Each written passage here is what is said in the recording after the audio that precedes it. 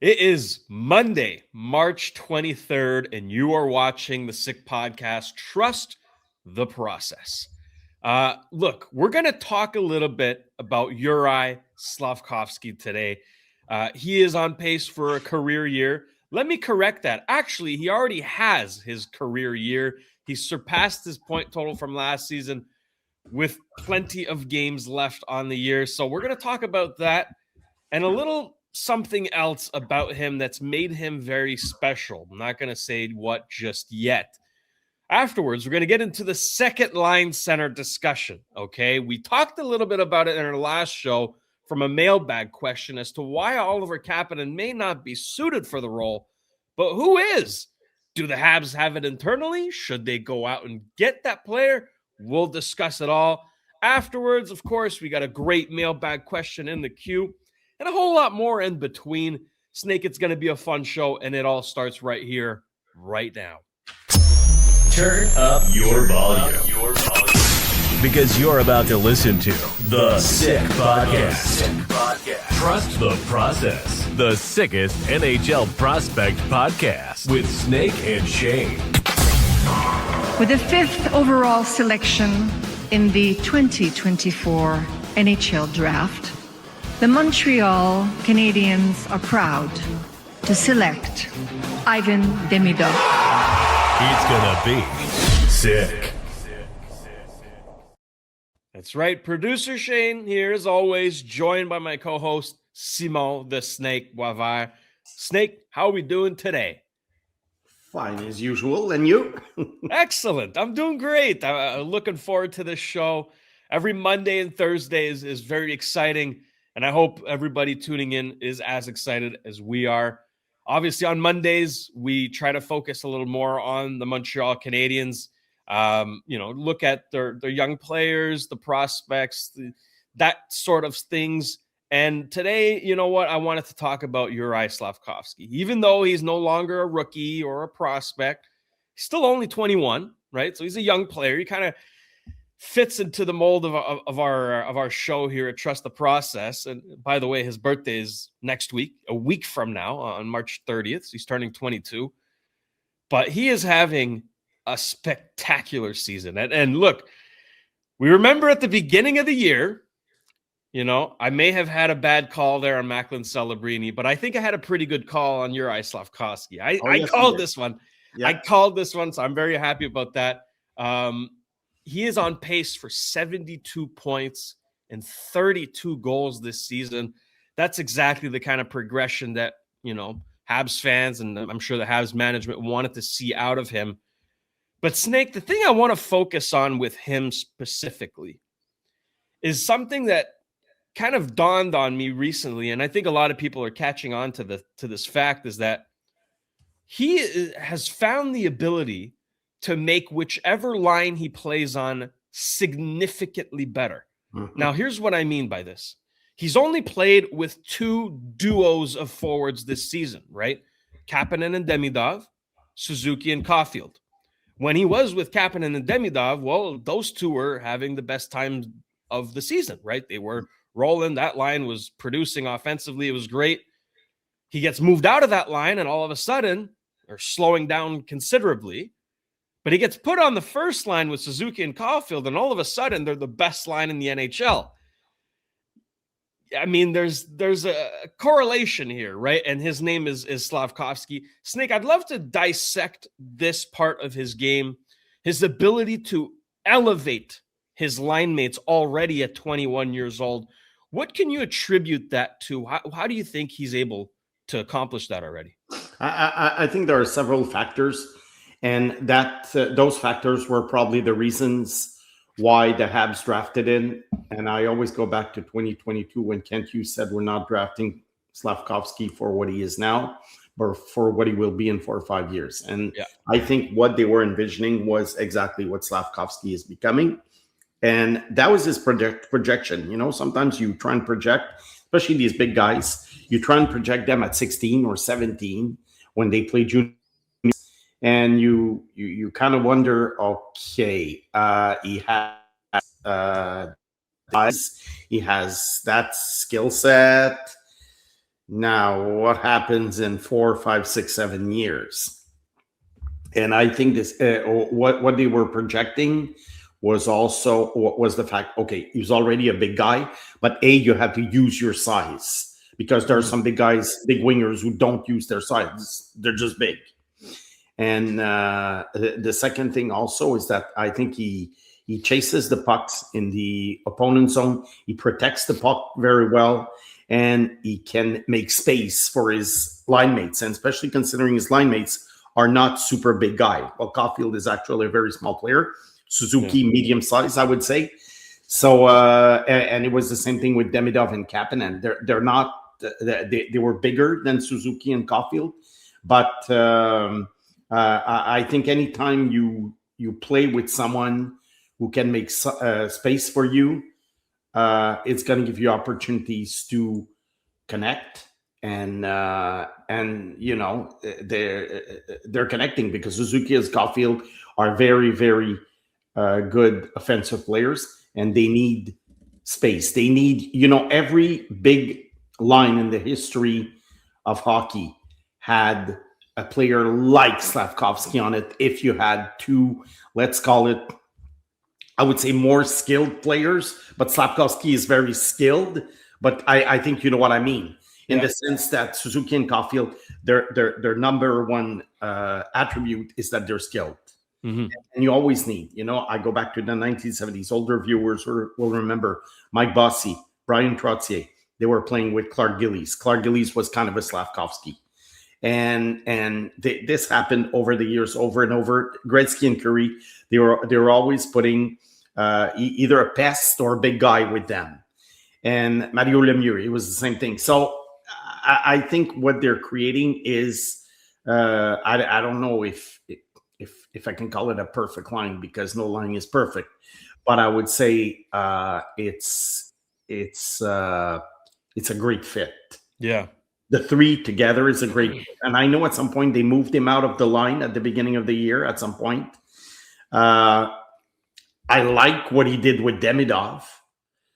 So basically what you want is two Slavs on your team. That's right now. His departure from line number 2 is making the second line much weaker. Mm-hmm. That's it. And that's why we always need that the Habs need 2 more top 6 players. 2 more. Yeah, 2 more. And that's a great point. We'll get to, you know, the other one, right? But clearly, listen, no disrespect to Alex Newhook. He's having a great season, actually. But he's no Juraj Slafkovský. Like, it's you know, there's a pretty big gap between the two, and his absence is really being felt on the second line, which has started a debate among the fan base as to whether or not Martin St. Louis should actually bring Slavkovski back to the second line to reinvigorate that line. And, you know, Suzuki and Caulfield are still going to produce. Those two guys are amazing. But do you think it's worth breaking up what is arguably one of, if not the best line in the NHL right now, just to kind of restart the second line? Well, look, there's 2 things. First of all, like goalies, you have to go with a hot hand. And the hot hand right now is that line. Unfortunately, they carry the bulk of the offense for the Habs, and you need more. You need more secondary scoring if you're going to win in the playoffs. I think also what you have to do is you have to ponder everything. What's your best top 6 combination? Is it with Slav on the second line, or is it with Slav on the first line? So does he make the first line much weaker, or does he make the second line much weaker when he's not there? And I think that's what you have to ponder.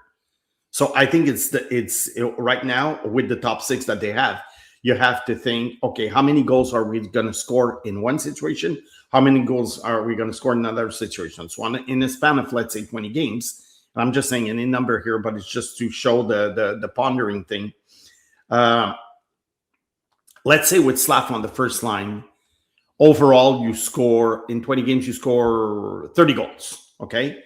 If you put Slav on the second line, overall with your top 6, you score 20 goals. Well, then you leave Slav on the first line, if you see my point. And vice versa. So are Suzuki and Caulfield more autonomous, if I may say, from Slav, or is the second line? I think the answer is simple. I think the second line is much weaker when Slavkovski is not there. Suzuki and Caulfield, there's still Suzuki and Caulfield. But now you have a great top line that is doing well. I think you only break it up. Same with goalies. You only sit the goalie when he has a couple of bad games. I think you break it up only if you see that, let's say in the playoffs, I'll give you an example. Let's say the Habs make the playoffs and they face a team, in the playoffs, you face a team every other night. So basically they kind of like can adjust. It's not like in the regular season where you see one team in January and then you see them in April. Mm-hmm. So let's say after 2 games, the Habs are down 2-0 and this line is doing nothing. Then you can move Slav, let's say, with Davidoff. That's it. I think it's the only case where you have. But for the rest of the season, there's 12 games left, 13 games left. 13. And every night now is almost like a playoff game. That's it. And you're playing against Eastern Conference rivals, essentially, right, who are still in the playoff run. You got Carolina tomorrow, who's atop the Eastern Conference. The Columbus games. Columbus is going to be critical. So, you ride with what's working, but unfortunately, the second line, for the most part, isn't working. They did get a goal against the Islanders, and Alex Newhook got a big one. But again, it's just one goal. Overall, they haven't been effective. Alex Newhook, when he got into the NHL, actually, in his draft year, I was very high on him because I loved his skating, I loved his energy, and I really saw him as a bona fide top 6. And when the Colorado Avalanche drafted him, I said, "Wow, the rich get richer." Yeah. Really. And they tried him, as the 2C, and although he was very young, it didn't really click. They won the cup with him. Mm-hmm. But you could see that Newhook was destined to be a third liner. Yeah, but a super third line, a super third liner. That's it. He was good in that role. I always need that. Teams need a top 9. If you want to win the cup, you need a top 9. And now I think he's found his niche. I think he's a super third liner. If there are injuries, obviously he can fill in a second line. But I don't think if you're going to win the cup, you will necessarily want to have Newhook on your second line. That's it. But on your third line, he's fantastic. Yeah, and that's where you mentioned, the Habs still need two more top 6 forwards.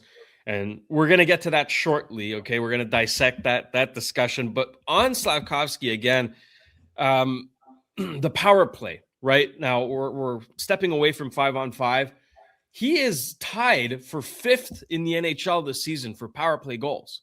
He's got 14. Yeah, so that is a new aspect of his game. Listen, he's always good on the power play, but now he's among the elite. Right? What do you think clicked in his mind? For me, it's simple. Right? I think someone told him to shoot the frickin' puck. I mean, for how long have we been saying this, Snake? This guy just kept passing and passing and passing. Yeah. He's got a great shot, and he's finally trusting himself. We see the results. Yeah, and he goes to the net. He stands in front of the net, and he's shooting more. It's all part of the development of a guy who reaches the NHL at 18. Yeah. It's been there for 4 years. So the downside of being there for 4 years is that people start getting impatient because, hey, it's your 4th season. Yeah, but your 4th season at 21 and your 4th season at 25 is not the same thing. Mm-hmm.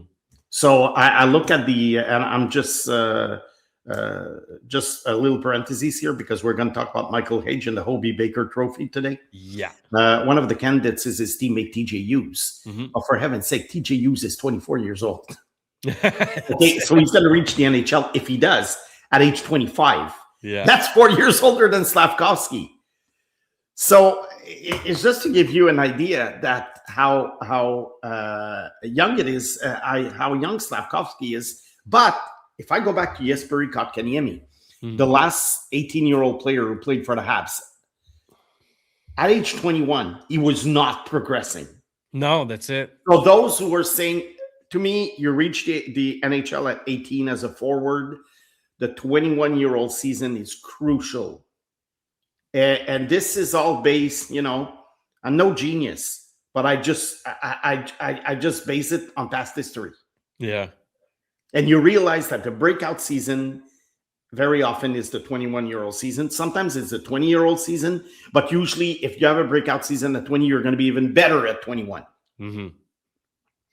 And I'm talking about mere mortals here, not Macklin Celebrini. No, he's an outlier. He's the exception. Yeah. But let's say, the Jack Hughes of the world and all these guys who kind of struggle. But you look at Kako at 21, he was not very good.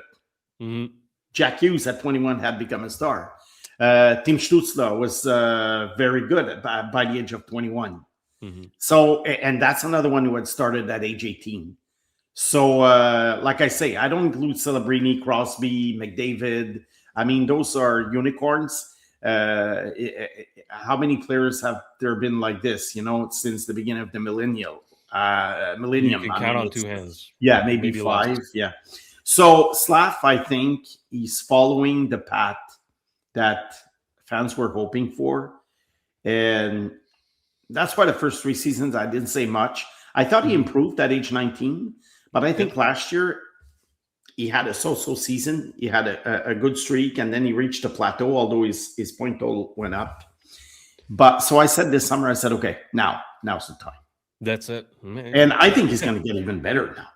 So, okay, I'm glad you say that, Snake, and I'm glad you mentioned that, you know what, he did start at 18, right? And when we go back to his rookie season, and even his second season for a bit of time, a lot of people were saying, oh my God, he should have stayed in Finland. He should be going to Laval. Yeah. But you know what? Credit to Kent Hughes, credit to Martin St. Louis and the whole management staff, because they trusted the process. They had a development plan in place for him, and we are seeing the benefits of it all.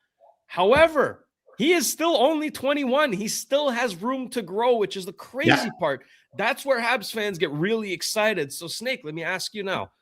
In which areas do you think he needs to improve the most on? Because he's not a perfect player yet. No. He still has some foibles. However, he's looking pretty damn good right now. Yeah.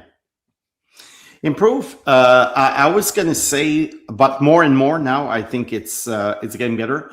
But I would have said consistency. Yeah. Because I thought he was a little bit of a streaky player before, but now I think he's more and more consistent this year.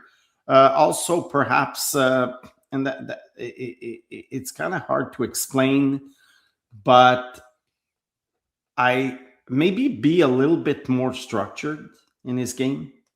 But I have a hard time explaining it. It's just the eye test. I think if I can, I think we're talking about the same thing here. Risk management is something that I feel he struggles with still to this day. Yeah. Play selection, right? He might see a teammate on the opposite end and think, okay, this is a good passing option, and it gets picked off, right? I think his risk. To me, it's not the end of the world. No, I'd rather see a guy try things exactly than a guy who just dumps the puck in the corner. And again, risk management can be worked on through experience. Like you need to make these plays. What works, what doesn't work. It's called creativity, and I love creative players. And, if you want to experience your creativity to see what works and what doesn't, fine, go ahead. Mm-hmm. But, by the time you're 23, 24, 25, you're hoping that the guy has figured it out. But for now, he's coming out of his shell. I think the problem with him, contrary to some other players, there's no right or wrong, I think, when it's time to leave a guy in the NCAA, send him back to, I'll send him back to Europe. I'm not a fan because that's the same type of game. Mm-hmm. But let's say leaving a guy in the NCAA, sending him to the AHL. I think there's no right or wrong. Depends on the player. Like, I remember they sent back Cole Caulfield in 2021 or 22, but it was just a matter of gaining his confidence back. I think he had 1 point in 10 games. That's all. It was a short and sweet trip to get in. Slavkovski wasn't a matter of confidence, really. It was a matter of just getting accustomed to his big body. Yeah. Big guy for 18. Wasn't he 240 when he was drafted? Good question.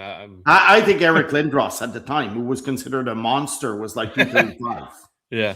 So so sometimes it's better. The guy is going to be better off developing in the NHL, and sometimes you're better off developing at lower levels. Now, what makes the difference? I think coaches know. They see things that in the last in the last 20, 30 years I've worked and what hasn't, and then they decide, okay, is Slav better off in Laval? Because also there are players who need good line mates to develop. Yeah. And if you keep them in the lower levels, the lower levels are what they are. Yeah. They are players who are not NHL players. So I think that's probably what they thought. I remember Martin St. Louis saying he's better off in the NHL. He's better off in the NHL. And yeah, a lot of people were saying, why don't you send him back to Laval? Let him dominate. Look, it depends on the players. The Buffalo Sabres, they put these European guys at age 18 like Helenius and Wahlberg and Kulik. They send them systematically to the AHL at age 18. Yeah, but there is one difference. They're not as talented, and their ceiling is not as high as Slavkovski's. Yeah. And history has shown that usually the top 3 picks are better off developing in the NHL ASAP. Mm-hmm. Okay, maybe you can send back to the NCAA for 1 year, but in general, they're better off developing in the NHL, because drafting a player like 22nd or 15th or 28th is a totally different story. So that's why I say there's no right or wrong. It depends on the pedigree of the guy. It depends on what he needs to improve. It depends on what you don't want him to develop bad habits. And I think that's why sending a guy back to Europe is not good, because they keep developing their bad habits. Yeah, the game's different. You start playing tennis or golf or anything when you're a kid, and it's always better to just send him to a golf teacher, when he's 6, than showing him yourself or letting him play in the backyard, and then he develops all these bad habits. And when you send him to a golf teacher when he's 9, too late. It's harder to fix. Oh, well, I usually swing like that. I hold the club like this. Okay. So I think it's the same thing with hockey players, in the sense that you don't want them to develop bad habits. And I think that's what they were gambling on with Slavkovski. They had time on their hands. It was a rebuild.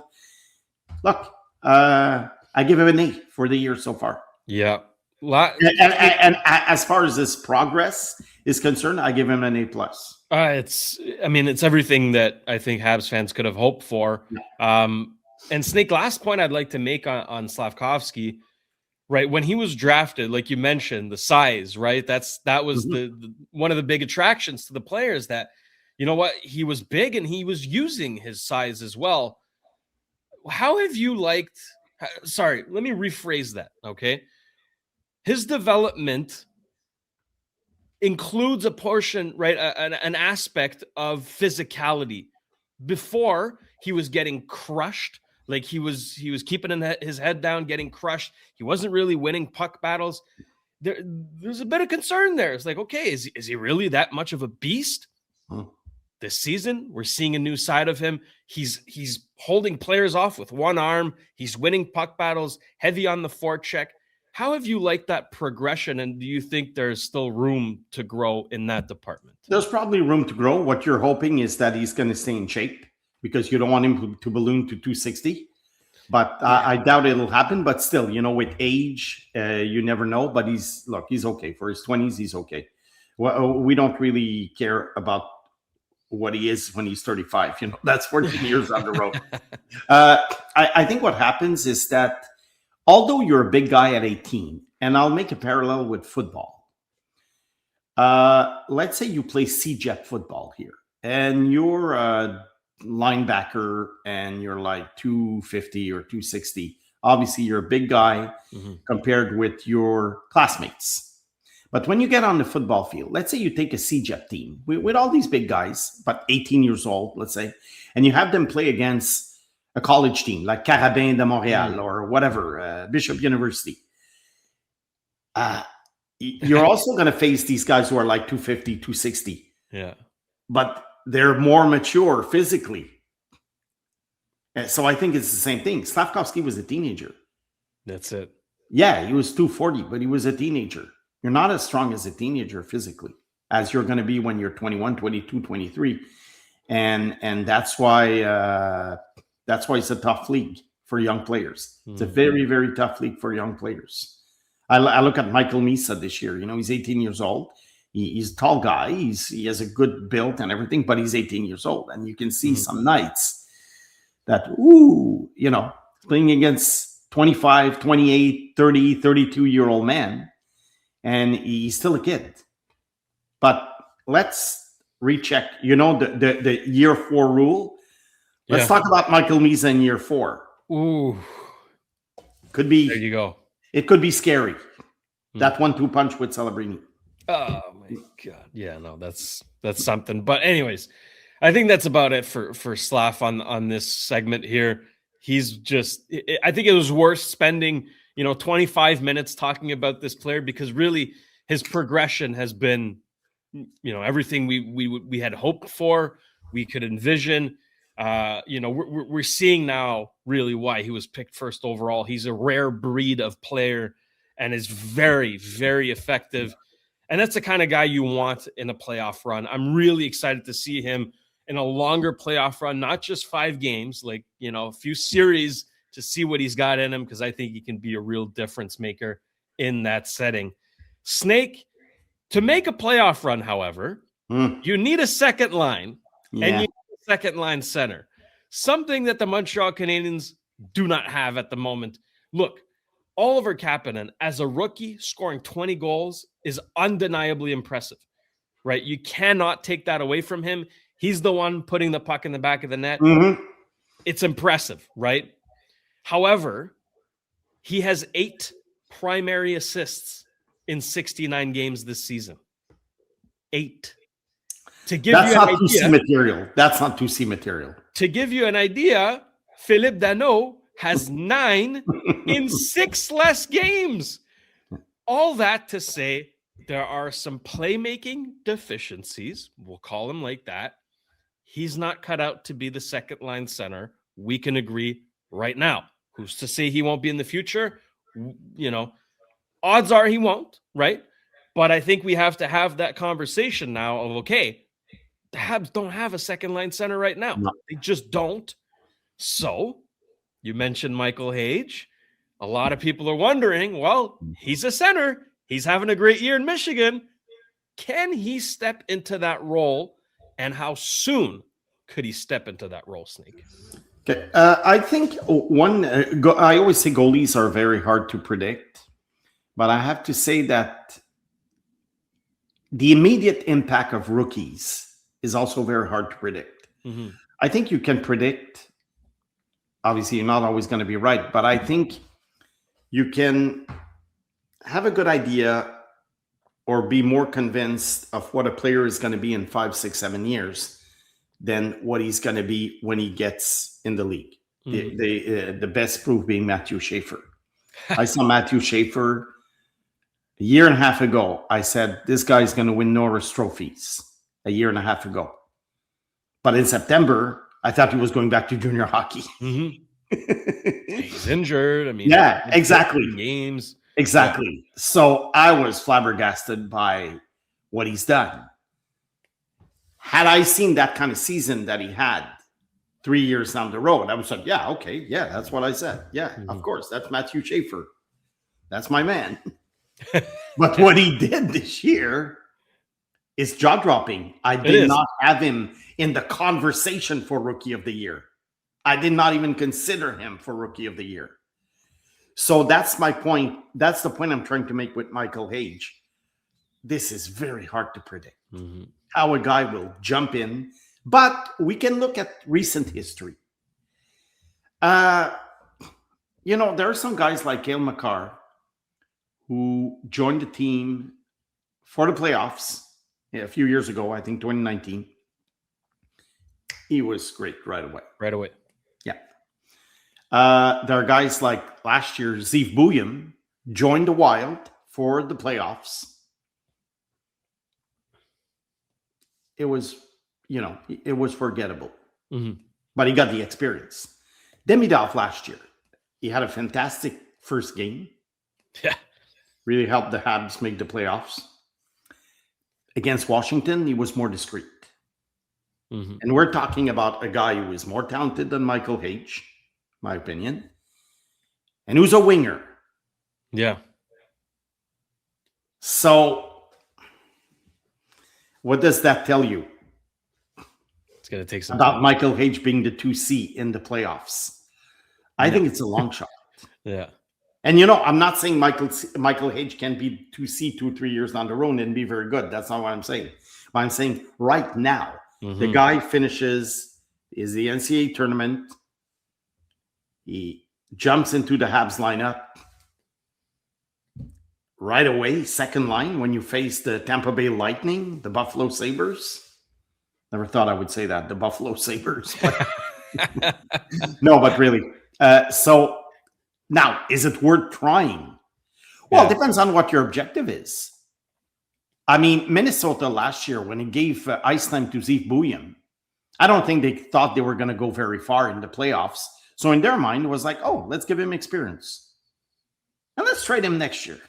But really. For Quinn Hughes. Yeah, they traded him. Yeah, they got Quinn Hughes. But no, seriously, I think it depends on where your goals are. I think last year the Habs played Demidov because they figured, okay, we're not a Stanley Cup contender. Let's see what happens. Let's give him a cup of coffee in the playoffs. And this year, when he starts the playoffs, if the Habs make the playoffs, then it's like, oh, okay, I'm okay. It's my second time in the playoffs. Mm-hmm. So maybe that's what they want to do with Hage.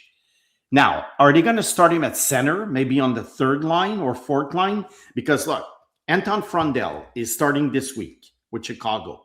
He's projected to be on line number 3. Anton Frondel is a year younger than Michael Hage. But again, I think he's a more talented player, and he's playing on a very weak team. But they're going to start him on the third line, from what I understand. Sacha Boisvert is going on the fourth line. But the difference between Boisvert and Hage, also Boisvert was drafted 3 spots ahead of Hage. Yeah. Boisvert, he was injured. He's not as good as Michael Hage. I think it was a mistake to grab him at 18. I think he was more like, I think Hage would have been a better pick for Chicago. But anyway, that's their problem.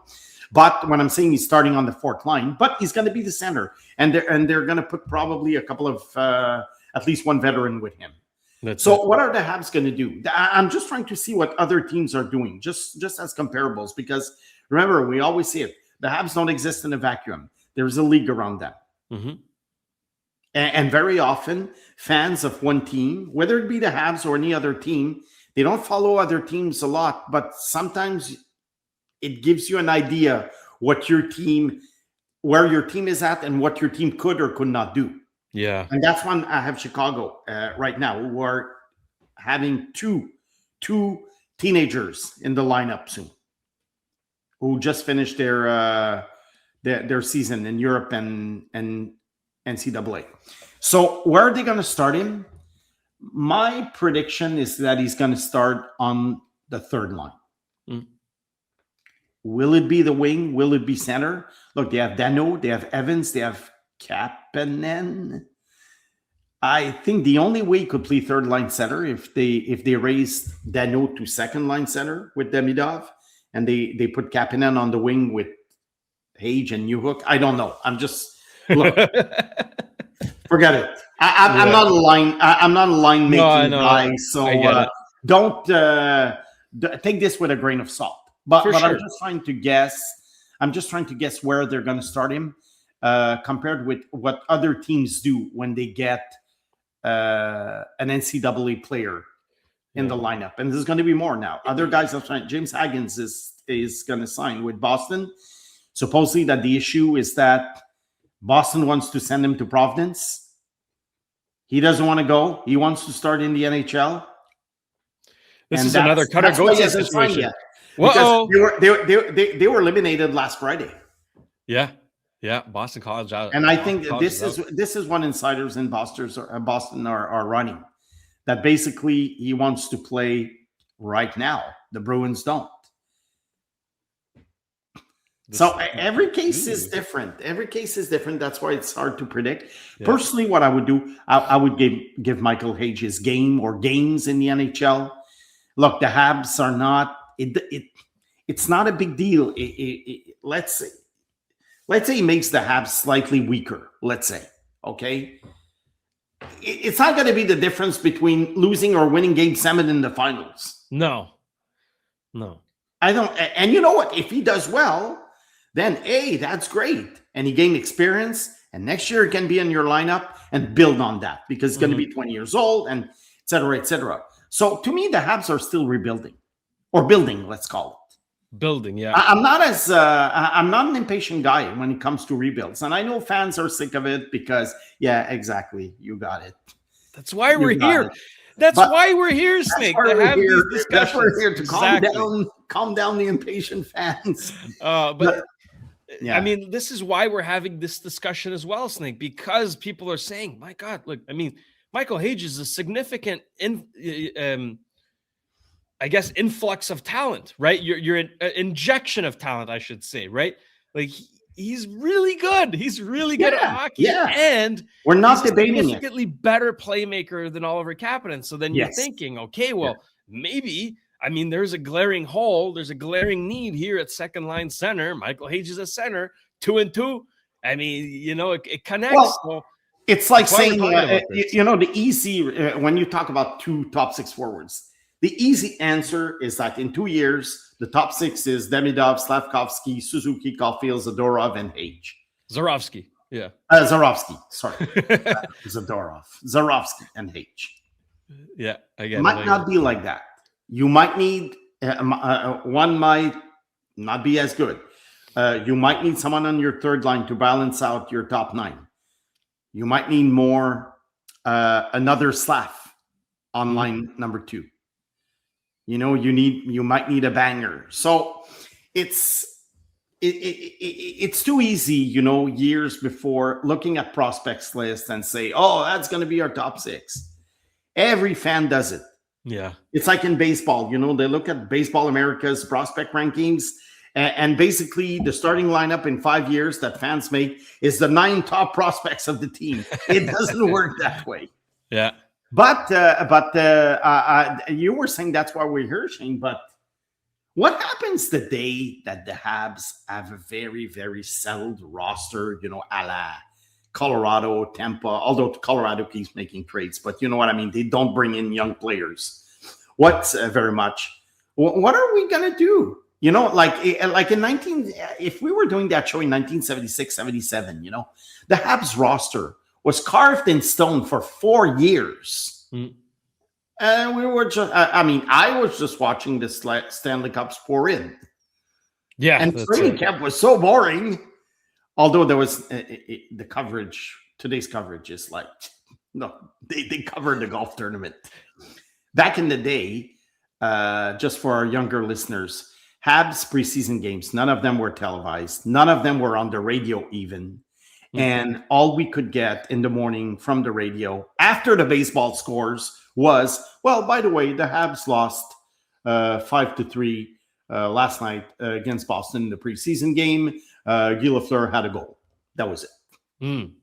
Now, there's analysis, an in-depth analysis. We start Trust the Process in mid-September, analyzing rookie games, for heaven's sake. There's demand, so we provide, right? Yeah. That's how it works. But to answer your question, the process in question never ends. It never ends. That's true. So even if the Habs at one point are favorites to win the cup, there is still a process to follow and to trust. Therefore, we'll be here talking about it. Last point to make on the second line center, Snake. You mentioned that, they might not have that player in-house. They might have to go get him somewhere else.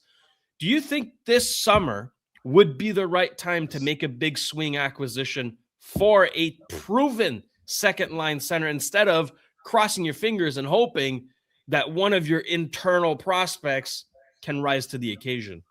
I think this summer might not be the most crucial time to do it, but most certainly the summer of 2027. Yeah. And I'll tell you why. Because there are a lot of expiring contracts.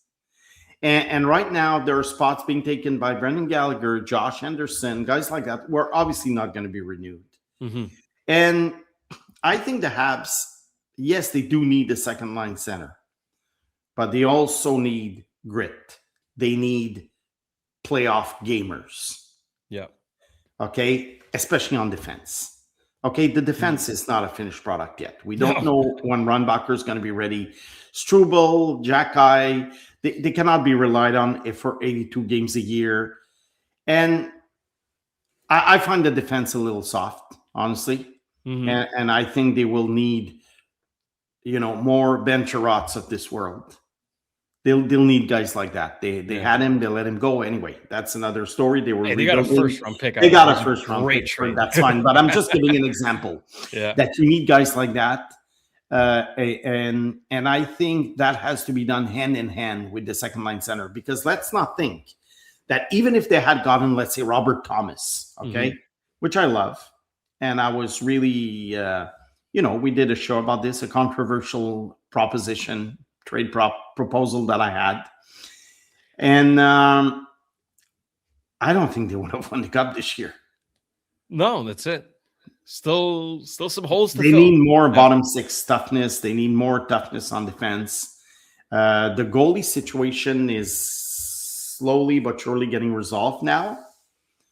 So I don't think the goalie situation is really something to worry about. I don't think they need to go rush and sign a veteran goalie, but they do need better bottom six players. And I don't know, maybe another top six tough guy. Like San Jose did with Kiefer Sherwood. Yeah, for the time that it lasts. I don't know if Sherwood is going to be good for 5-6 years, but the names that I throw in, I'm just saying I'm not saying they should have gotten him. I'm just giving it as an example. Sherwood is really, he's a wrecking ball.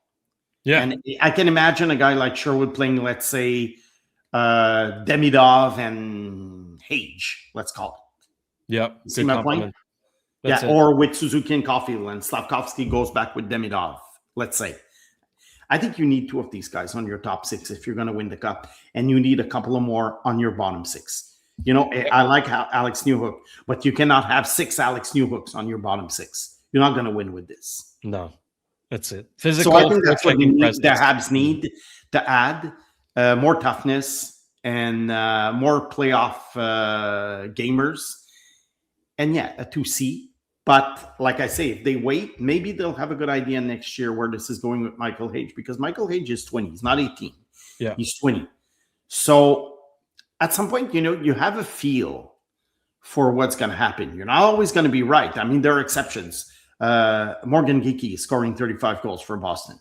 Who would have thought when he was left out by Carolina in the expansion draft? Okay.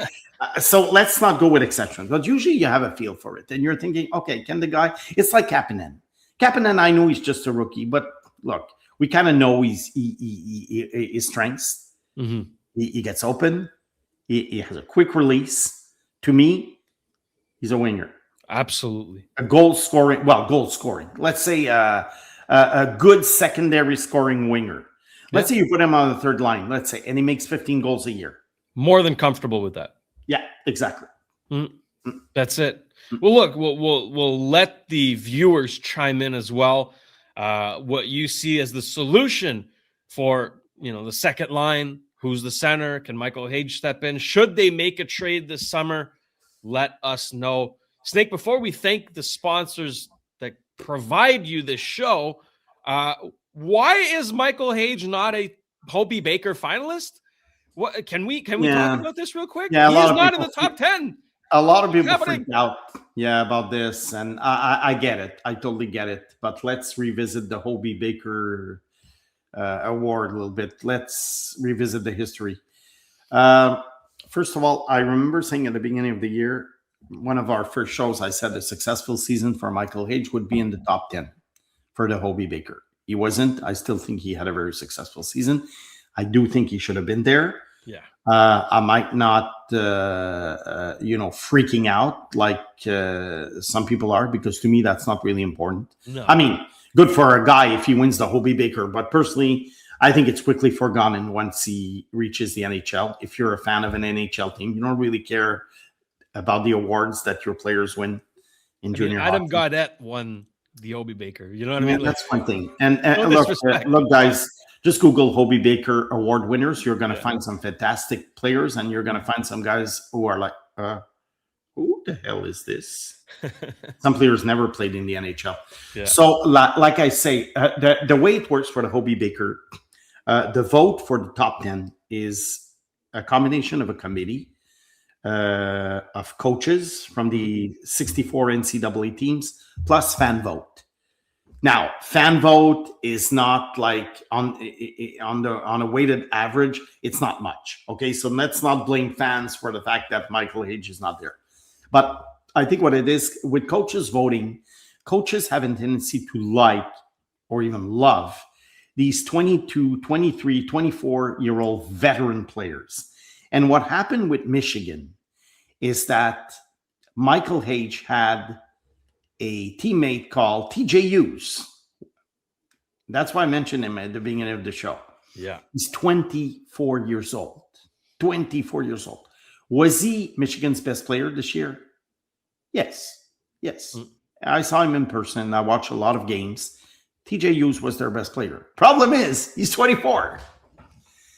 So does that mean that TJ Hughes will be in the NHL next year? And there's a better chance TJ Hughes. I don't even think TJ Hughes can be a Colin Graff, because Colin Graff, when he got to San Jose, he was 21. Yeah. This is very old for a hockey player. Jack Hughes is 24. Think about it. Yeah. Rasmus Dahlin is 25. Yeah. Okay. Cole Caulfield is 25. Mm-hmm. So, look, I'm not making fun of Hughes. I think he was a great player for Michigan this year. We're going to see him in the NCAA tournament, which starts on Thursday. Yeah. So, obviously, one of our main topics on Thursday, NCAA tournaments. Lots of Habs players on the rosters. Many goalies, by the way. Goalies. 3 of them. And I think what happens is, there were some guys, I'll just take an example. Eric Polkamp, defenseman for Denver. He's going to sign with the Sharks. I think he can be an NHL player. I think he deserves to be on the top 10.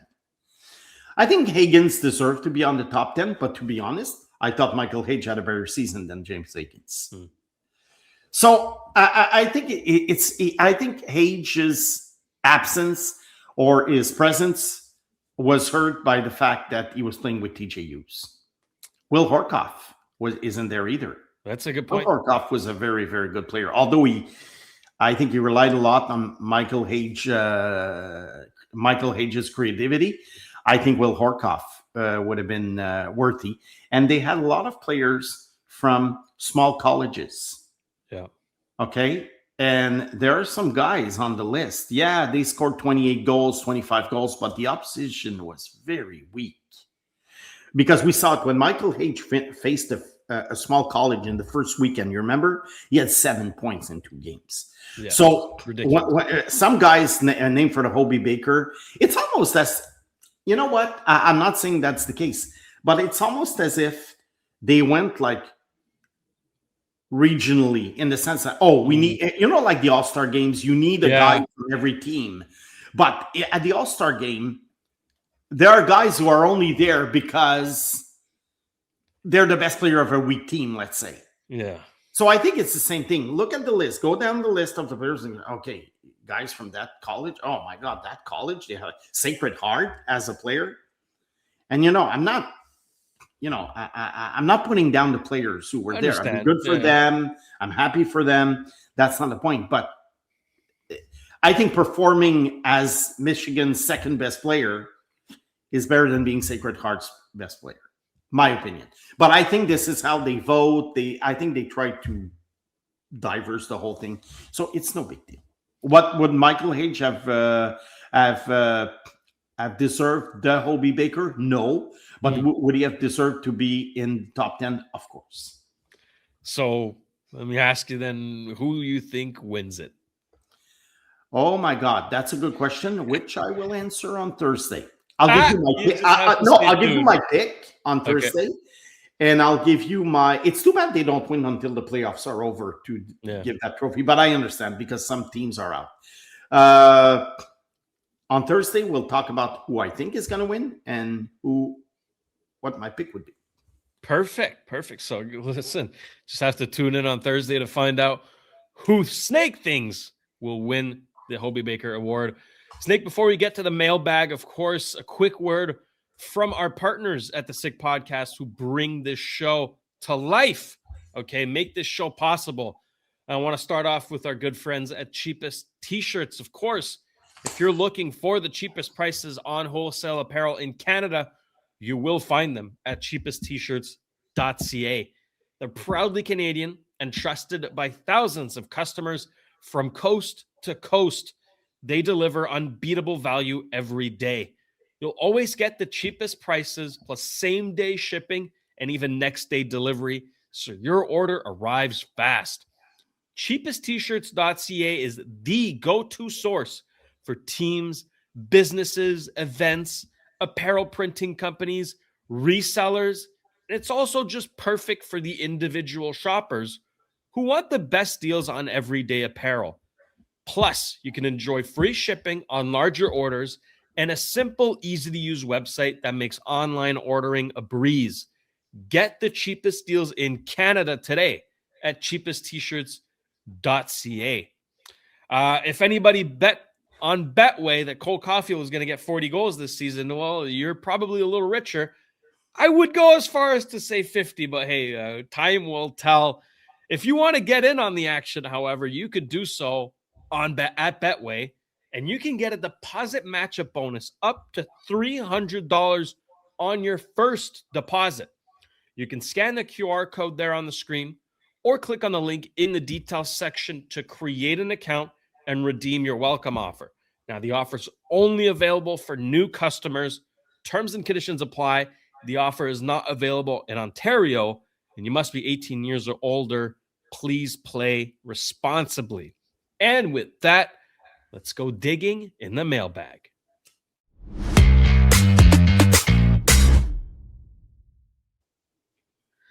Benoit Couturier. Hi, Snake and Shayne. Hey, Benoit. Great show once again. Thank you. I really enjoyed your discussion about the Blackhawks missing out on Demidov and how that situation could actually position them for a potential top 5 pick this year. Can you think of another example where a missed or disappointing draft pick seemed to delay a team's rebuild, but ultimately helped them set up to draft a superstar who later led them to a Stanley Cup? Maybe something like the Oilers picking Nail Yakupov before eventually landing Connor McDavid, if they do end up winning one with him, of course. Would love to hear your thoughts on similar cases. Thank you. Snake? You know what? When I saw that question, I thought I was going to find a gazillion examples. Yeah. Because I always feel that rebuilding teams at some point, they miss out on a top 5 pick. And I'll give you an example. The Los Angeles Kings in 2007 had the number 4th overall pick. They drafted Thomas Hickey, defenseman, who became a journeyman. Yeah. It was a big surprise. He was supposed to go in the late first round. Well, they probably thought they were the smartest guys in the arena. And I'm thinking, oh, okay, that's going to bring that rebuild. That's not going to help the rebuild. They're going to take a step backwards. But in 2008, they drafted Drew Doughty at number 2, who was obviously their go-to guy with Angie Kopitar. But did it really hurt them? Or no? Did it really? Yeah, it kind of hurt them because they could have been even stronger with a better player than Hickey. But it didn't prevent them from getting Drew Doughty, because I don't think Thomas Hickey, had he been good, would have been a Matthew Schaefer. Yeah. Or any other player from 2007 who would have been available at number 4. Because Patrick Kane went number 1 and he was good right away. But the other players, I mean, who could they have taken that right away would have prevented them from getting Drew Doughty? None. So actually finding that particular example of a team missing out, I think Yakupov is actually the best example if the Oilers win the Cup. Yeah. Because if they draft, let's say, Philip Forsberg, for instance, who was my number 1 guy. So I know he was picked 11, but he was my number 1 guy. Let's say they take Forsberg. I don't think they necessarily finish last in 2015. They don't finish at the top of the standings either. But then do they win the lottery? Yeah. Chances are no. So that's one good example. Now, I looked at the recent history. Like I said, I'm talking about the Kings. They won the Cup anyway. The Blackhawks didn't make... The Blackhawks, I would say, in 2004, they had the number 3 pick after Ovechkin and Malkin. They drafted Cam Barker. Cam Barker was okay at the beginning of his career, but then he really faded away. But did it really influence? Because 2004, after Ovechkin and Malkin, was not a great draft. Yeah. So who could they have taken that would have prevented them from getting Taves and Kane? I don't think so. I don't think there's anything they could, and especially Barker at the beginning, he was okay. So I really think it's hard to find an example, but one example could be in the future if the Habs win the Cup. Jesperi Kotkaniemi. Yes. Yep. Let's say the Habs take Quinn Hughes or Brady Tkachuk, but I'll go specifically with Quinn Hughes because Quinn Hughes, I mean, is a superstar. Yep. Then one might say, yeah, but they would not have drafted Lane Hudson. Look, we don't know, but that's not the point. The point is not where the Habs would be now. The Habs is, where would the Habs have been in 2022 when they drafted Slav? Where would they have been in 2024 when they drafted Demidov? I do not think that with Quinn Hughes, the Habs would have finished that low. Nope. They could have been in the middle of the pack team. They could have missed the playoffs because they could have been like Vancouver, let's say. Okay, is it fair? Let's say they're like Vancouver. Well, Vancouver didn't draft any superstars after Quinn Hughes was drafted. Yeah. So I think they had Elias Pettersson in 2017 who started off like, he gave the impression he was going to be a superstar. Then he's really not been good in the last couple of years. But like I say, the minute they got Quinn Hughes in the lineup, Vancouver became a middle of the pack team. So now would the Habs be better off with Hughes, Hudson, Suzuki, Caulfield? Look, we don't know. We'll never know. Yeah. But one thing is sure, they would not have Slav and Demidov, who could be key pieces to winning the Cup at a time when Quinn Hughes either would have left, either would have been traded, or would have been older. Like, look, all these if. I mean, we can discuss forever and we'll never know the answer. But I think that the simple answer for the Habs is that Quinn Hughes would have been better, and some of the players we see today would not be in the lineup. No. But that's a great question. Yakupov is probably the best example. Our listener answered this question himself. It's Yakupov. Because LA, Chicago, they made mistakes, but it didn't change anything. Yeah, the Yakupov thing is significant. Like, missing out on the first overall pick led you to the best first overall pick in recent memory. That one's not going to be beaten anytime soon. No, because I was thinking about Colorado. They got McKinnon in 2013. So I did a little study. Look, they got Matt Duchene in 2009. Good pick. Really good pick. Yeah. They got Landeskog in 2011. Great pick. Can you say that they missed out? And those mistakes made them get McKinnon? No, they were just rebuilding, and they had ups and downs, and they had a poor roster that year, and that's it. They got Nathan McKinnon. There you go. Well, that's a great question, and look again.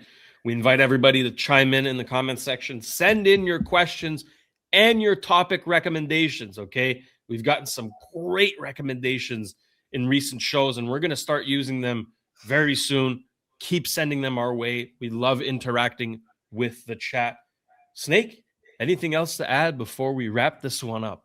No, Thursday, fun show coming up, NCAA, Michael Hage, et cetera, et cetera. Lots of new players, Boisvert, Frondel, new players. It's an exciting time for those who follow prospects because a lot of them are going to be signing in the next few days after teams get eliminated starting on Thursday night. Yep. Caleb Desnoyers already signed his contract with the Utah Mammoth, so that's pretty exciting as well. Yeah, but Moncton is going to go very far with them, but he signed, so yeah, he signed at least. Yeah, that's it. Well, that's going to wrap it up. And look, I'm going to be at the Bell Center Tuesday night for the Montreal Canadiens against the Carolina Hurricanes, so I'll be able to hopefully talk about that a little bit as well. If anybody is going to be there, run into me, say hi. I'd love to interact with our great viewers. And that's going to be it for today. But like Snake mentioned, we're going to be back on Thursday with a jam-packed show. Tons to talk about.